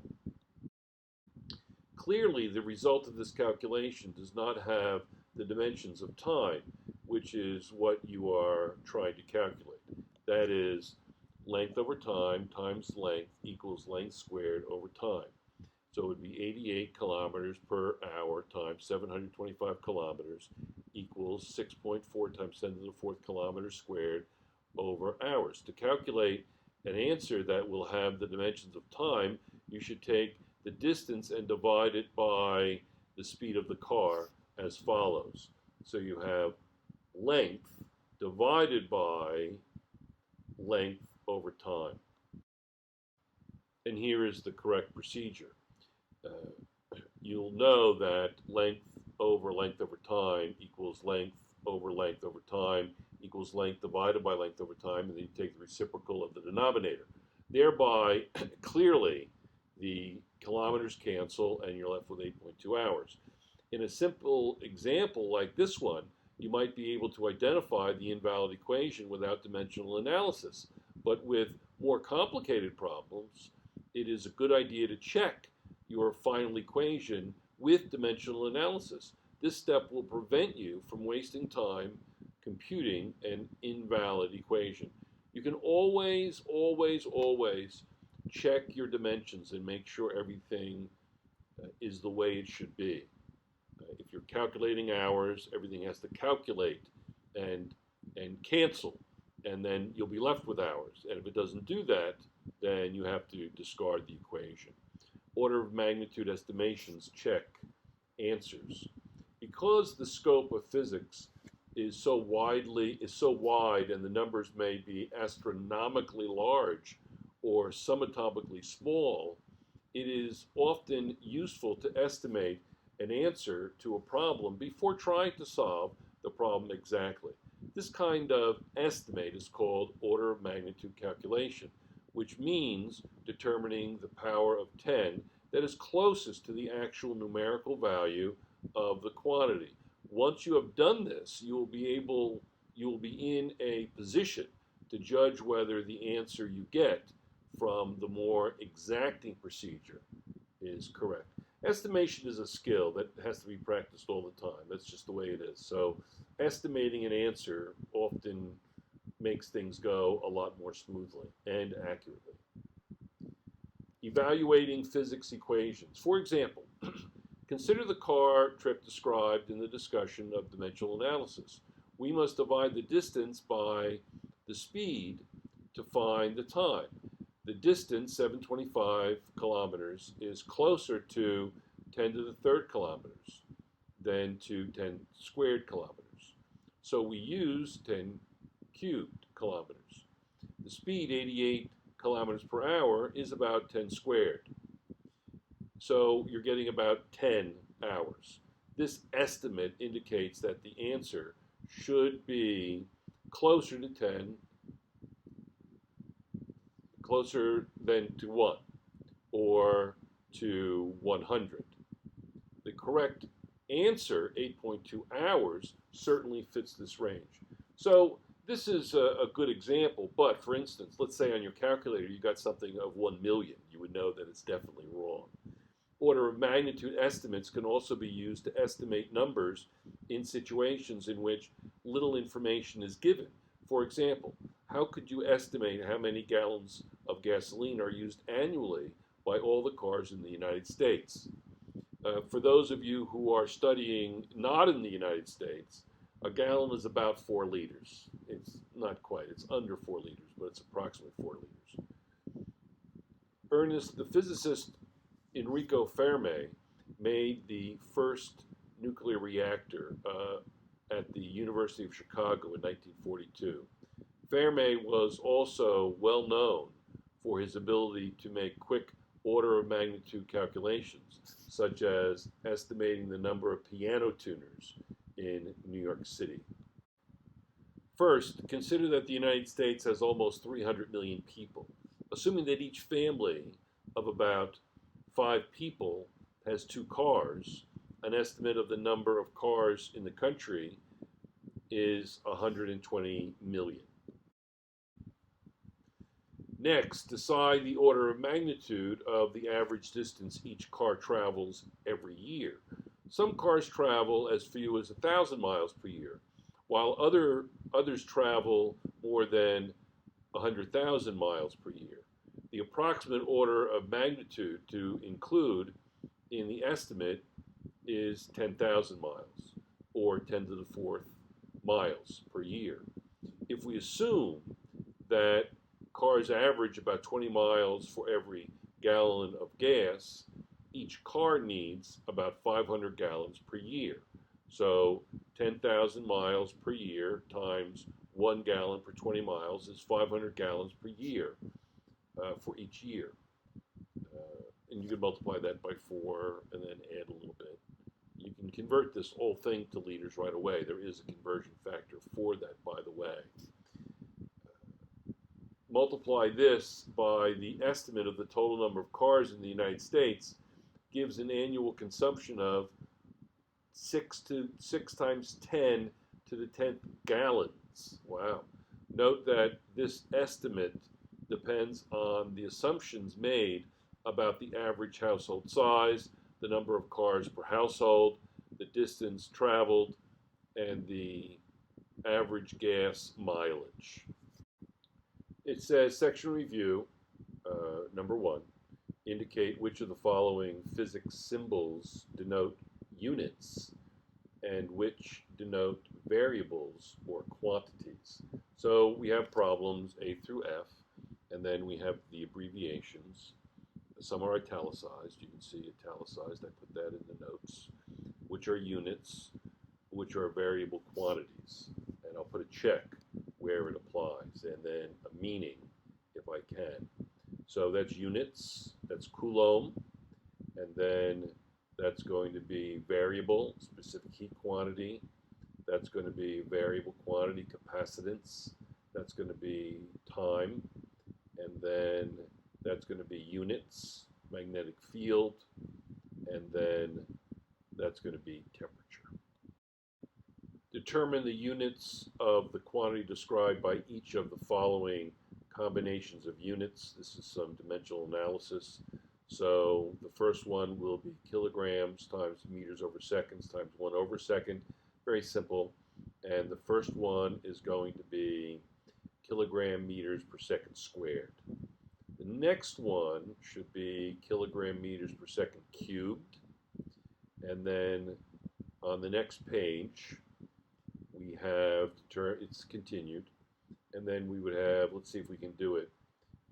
We would have kilogram meters squared per seconds cubed. And then the next one would be kilogram meters per second squared. And then the last is which of the following is the best order of magnitude estimate in meters of the height of a mountain? Which is the best estimate for the height of a mountain? Is it going to be 1 meter, 10 meters? Which one will it be? And you can see that 1,000 meters is going to be the best. The others are far too small for a mountain. And then interpreting graphs, which of the following match the data? So you want to look at the data, and there's going to be 3 graphs, and you're going to decide which graph is going to be it. Well, first of all, as one goes up, the other goes up. So it's proportional. And you can see that the data really does fit this particular graph, but we'll look at the other graphs in the series. There's 2 more graphs. Here, it's going to be an inversely proportionate graph, and the data simply doesn't fit it. As one goes up, the other goes down. No, that's not quite it. So it would not be this graph at all. The next graph is going to be parabolic in shape, and that's not going to be it. Y equals x squared. That's not going to be this particular graph because as one goes up, you can see it's not shooting up really high. So the best graph is A.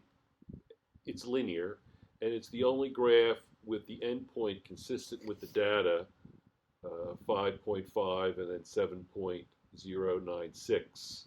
Then it says the above graph is the actual graph of the data using an Excel spreadsheet. So I just popped the data into an Excel spreadsheet, and that's the graph that I got.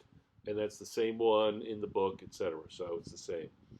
It says critical thinking.